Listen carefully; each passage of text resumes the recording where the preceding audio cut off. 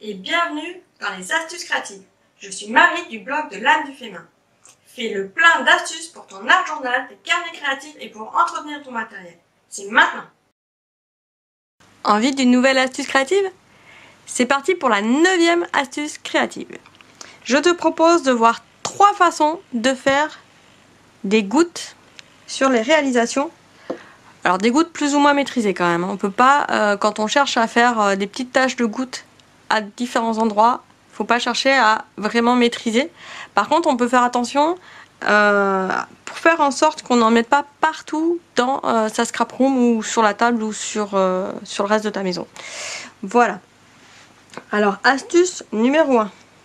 Si tu as des encres en spray, tu vas pouvoir utiliser le petit tuyau qui est à l'intérieur pour projeter des gouttes et pas forcément faire une pulvée sur ta page. Donc je sais pas si tu as reconnu, c'est la page d'art journal que j'ai commencé à réaliser sur d'autres astuces créatives, sur les pochoirs et sur la protection du plan de travail quand on fait des sprays.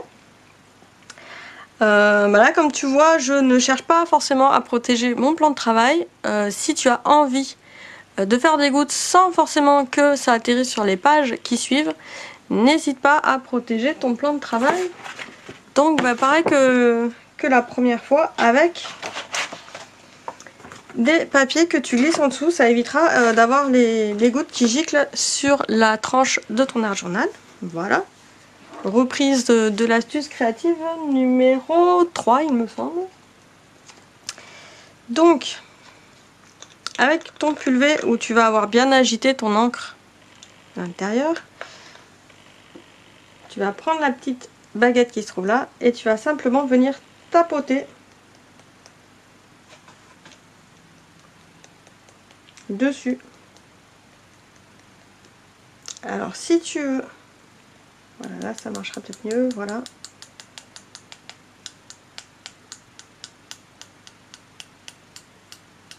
Alors le truc, c'est de tapoter assez rapidement dessus pour que l'encre soit projetée vers le bas.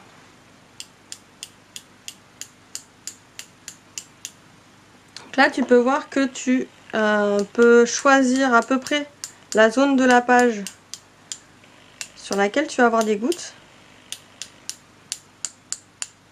Et ça va te faire de petites gouttes assez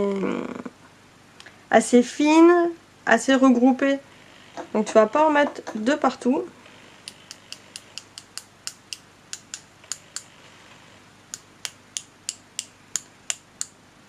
Ne pas hésiter à avoir un geste assez vif.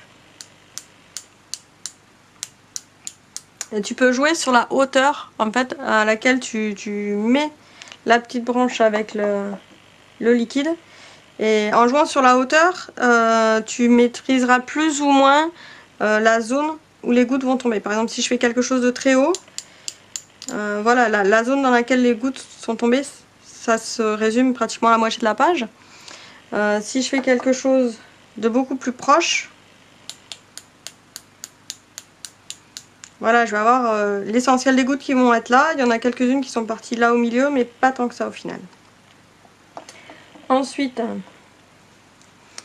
pour continuer avec, si tu n'as pas d'encre sous forme de pulvé, tu peux très bien prendre une encre aquarelle liquide ou faire toi-même un liquide, quelque chose de liquide en fait, que ce soit de la peinture acrylique mélangée avec de l'eau pour avoir une solution, quelque chose de liquide en fait, pour pouvoir faire de la projection. Et donc tu le prends avec un pinceau. Là j'ai trempé directement le pinceau dans l'encre. Là j'ai pris un autre pinceau, donc c'est plus pour avoir un support sur lequel je vais venir taper dessus. Alors là normalement ça devrait me faire des gouttes un peu plus grosses. En fait ça me fait des gouttes beaucoup plus nombreuses. J'en ai quelques-unes qui sont beaucoup plus grosses. Alors là, comme tu peux le voir, je maîtrise beaucoup moins la trajectoire et la dispersion des gouttes avec un support en pinceau. Alors en fonction de ton pinceau, en fonction de la longueur aussi du tuyau du pulvé, tu vas pouvoir plus ou moins focaliser déjà la zone géographique où tu veux faire ta projection et aussi la taille des gouttes. Voilà, là on reste sur des gouttes qui sont encore assez fines.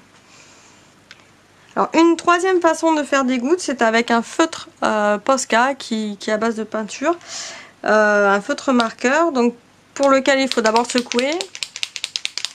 On va bien l'amorcer. Le fait de l'amorcer, ça va permettre d'imbiber en fait la pointe d'encre, enfin de peinture. Donc il faut vraiment qu'il y ait une goutte de peinture, je ne sais pas si on voit bien là.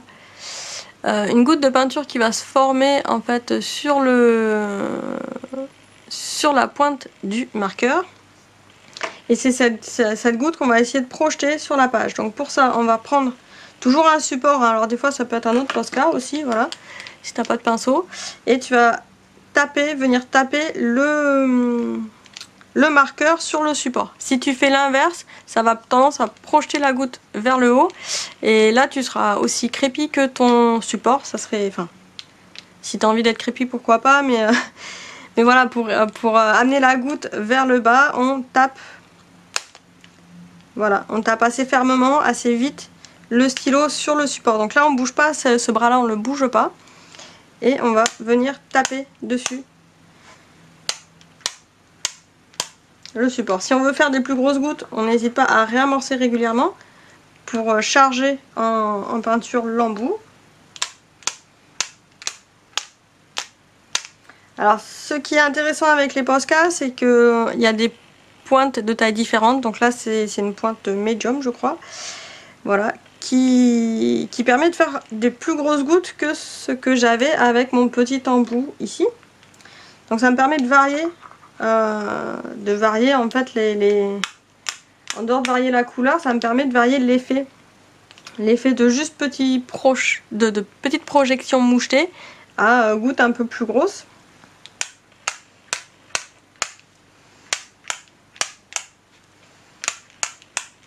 On a toujours pensé que c'est le feutre avec la goutte qui vient taper. Si tu fais l'inverse, la goutte revient sur toi. Ça vaut pareil pour les encres qu'on tape ici, pareil tout à l'heure. J'ai toujours tapé, je suis toujours venue taper le pinceau sur l'autre support pour avoir ma goutte. Si je fais l'inverse, ma goutte elle va monter. Hop. Elle peut redescendre après sur la page, mais parfois tu peux aussi t'éclabousser.